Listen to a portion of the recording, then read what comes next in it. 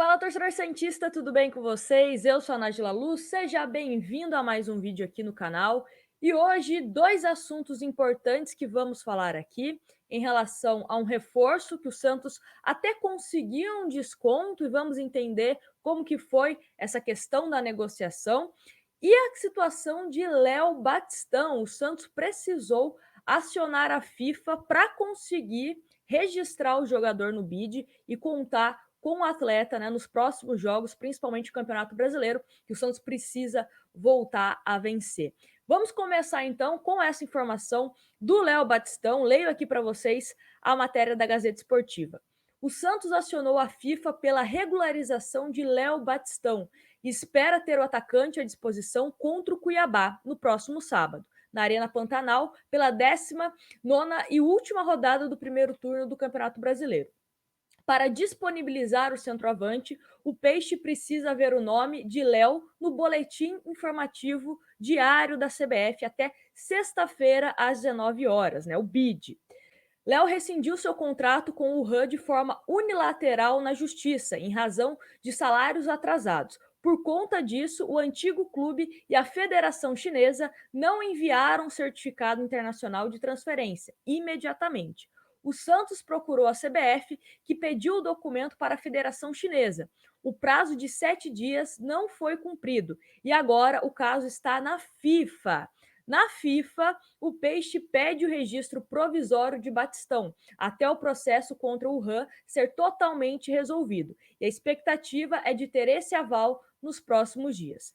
A janela internacional de transferência fechou na última segunda-feira, mas Léo Batistão conseguiu a rescisão dentro do período, assim como a CBF pediu o ITC no prazo, né, que é esse documento.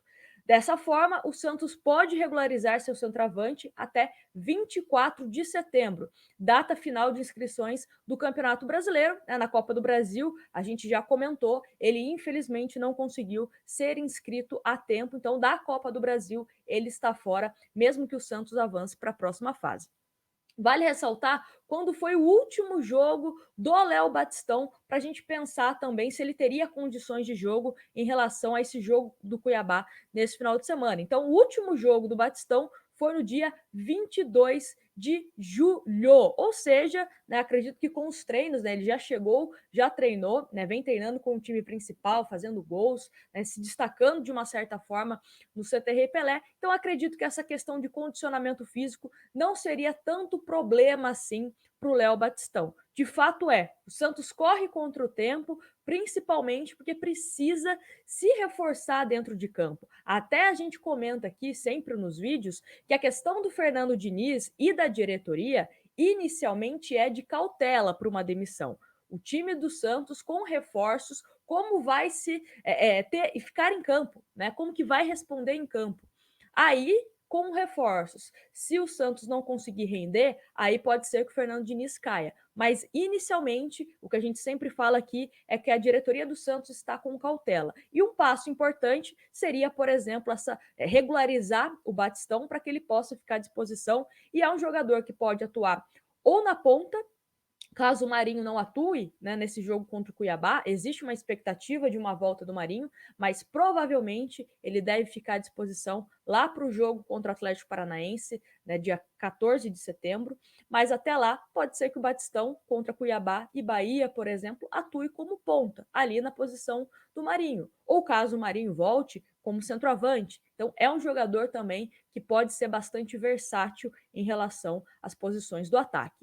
E falando também em ataque, um nome que foi oferecido ao Santos e que o Santos abriu negociações foi de Federico Martínez, né, uruguaio também, e por coincidência ele foi oferecido pelo empresário do Emiliano Velasquez. Então, até mesmo essa questão, né, de bom relacionamento com o empresário poderia facilitar. O Santos conseguiu um desconto para contratar o atacante, mas a negociação não evoluiu. O Santos ainda, mesmo com desconto, entende que é um valor que, para o momento do clube, não seria interessante realizar essa contratação. Leio a matéria também da Gazeta para vocês. O Santos tentou, mas não conseguiu contratar o atacante Federico Martínez, do Liverpool do Uruguai. uruguaio de 25 anos, já era monitorado pelo Departamento de Futebol do Peixe e foi indicado pelo empresário Pablo Ribeiro, o mesmo do recém-contratado Emiliano Velasquez. O Peixe abriu negociações, porém não teve condição financeira para avançar, mesmo com uma redução em relação aos valores iniciais. O Liverpool aceitaria 1,9 milhão de dólares, né, o que dá quase 10 milhões de reais, por 50% dos direitos econômicos e o pagamento seria parcelado. Esse desconto foi bem visto pelo Alvinegro, mas a premissa do presidente Andrés Rueda para essa janela de transferência foi trazer atletas livres ou emprestados, sem aquisição de direitos econômicos. Esses foram os casos de Jandrei, Velasquez, Augusto, Tardelli e Batistão. O novo período para transações internacionais será em dezembro. O Santos comentou com os representantes de Martínez sobre a possibilidade de tê-lo em 2022. Só que, qual que é o grande problema? Ele foi convocado para a seleção do Uruguai. E nós sabemos que convocação, né, de seleções acabam valorizando o jogador. Era uma coisa que a gente até chegou a comentar no caso do João Paulo. Né? Ah, será que se o João Paulo for convocado, ele vai valorizar? A questão do Lucas Veríssimo também, né? Por coincidência, ele foi convocado depois que ele saiu do Santos. Talvez se ele tivesse sido convocado antes, o Santos poderia conseguir um valor a mais. Enfim, né, a gente sabe como a seleção ela valoriza o atleta independente da nacionalidade. E os números do Federico Martínez são números interessantes. Olha aqui, ele tem 25 anos e ele teve 9 gols e 7 assistências em 17 e 14 jogos, perdão, no Campeonato Uruguaio. Então, é um número expressivo, né, para um atacante, tanto em relação a gols, 9 gols em 14 jogos, e também 7 assistências. Aí entra num ponto que eu acho que é importante levar essa discussão com vocês. Por quê? Uma coisa é um gasto. O que é gasto? É um jogador que pode ser que não dê retorno técnico e também não dê retorno financeiro futuro. Ou seja, você contratar um jogador por milhões que está com uma idade avançada. Né? Você acaba. Dá o exemplo do Sanches, por exemplo. Se o Sanches não fosse do Santos e o Santos tivesse que pagar pelo Carlos Sanches, o Santos poderia ter um retorno técnico, mas dificilmente ele seria vendido por um valor a mais do que você pagou, né? Mas você pode avaliar a questão técnica, por exemplo. Já o Federico Martínez, eu acho que ele poderia entregar tanto na parte técnica como também na parte financeira. Né? É um valor que o Santos teria que parcelar, até seria parcelado esse valor, não seria à vista, e poderia ser interessante futuramente. É um jogador ainda jovem, né? Tem 25 anos, está maduro, digamos assim. Né? Então, talvez o investimento fosse um investimento, né? Essa palavra correta, e não um gasto, né? Que você talvez não tivesse retorno. Então, acho que é importante também a gente pensar: será que não é um negócio que o Santos deixou passar? Talvez um investimento que fosse interessante? Imagino que para 2022, né, o Santos tenha mais concorrência e o valor de mercado do atleta aumente. Tanto o valor de mercado para contratá-lo, como também valor de mercado em relação a salário, enfim. O que o Santos aposta? Né, que em 2022 a situação financeira do clube esteja mais razoável, né, mais controlada, digamos assim, e aí o Santos consiga ir ao mercado, fazer contratações maiores, né, mais imponentes, enfim.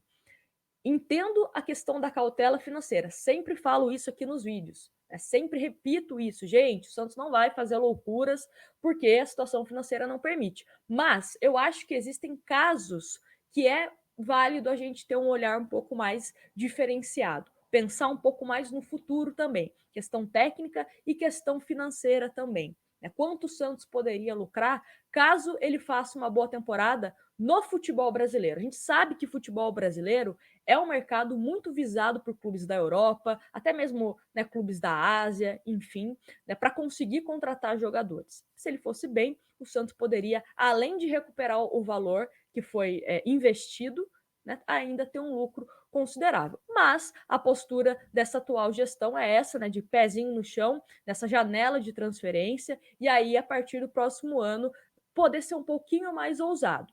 Entendo os dois lados. Né? Gostaria, inclusive, da opinião de vocês em relação a isso. Se a diretoria fez certo ou se você acha que era uma exceção, que poderia investir em um jogador que poderia dar tanto lucro financeiro como também a questão técnica. Então, quero os comentários de vocês aqui. Não esqueça de se inscrever no canal, deixar o seu like, ativar as notificações, porque aí você não perde nenhum conteúdo que nós postamos aqui, né, de segunda a sexta, sempre 3 conteúdos, 2 vídeos e uma live, e aos finais de semana também temos os nossos vídeos aqui e lives falando sobre Santos Futebol Clube. E sempre bom lembrar, hein? Hoje é o último dia, hoje, 31 de agosto, para você concorrer a uma camisa temática do Santos. Basta se tornar membro. Aí, né, se você deixar para se tornar membro amanhã, aí você só concorre ao final de setembro. Todo final de mês nós vamos sortear, né? Você concorre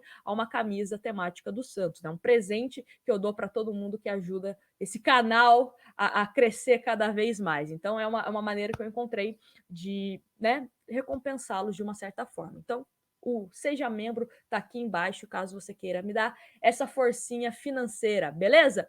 Bom, é isso. Espero que vocês tenham gostado do vídeo. Te vejo nas minhas redes sociais, @NagilaLuz, no Twitter e também lá no Instagram. Sempre falando de Santos e também sempre aviso quando sai vídeo novo no canal. Então te espero lá. Um grande abraço e fui!